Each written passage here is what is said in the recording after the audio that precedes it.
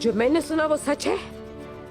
आलिशार साहब ने आप लोगों की यहाँ तजलील की, उसने मेरे बेटे को थप्पड़ मारा और आपने एक लफ्ज नहीं कहा। मर्दों के मामलात में औरतों को दखल अंदाजी की इजाजत नहीं है। एक औरत होने के नाते हक नहीं कि कुछ बोल सकूं, लेकिन फिर भी ये जिल्लत कबूल नहीं।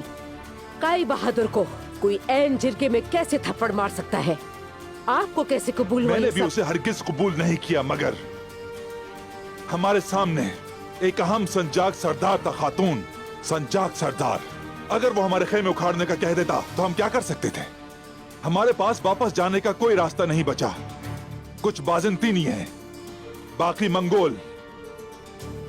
हमारा वतन है ये सरजमीन, इसके अलावा हमारे पास कुछ नहीं। क्या तुम नहीं देख सकती?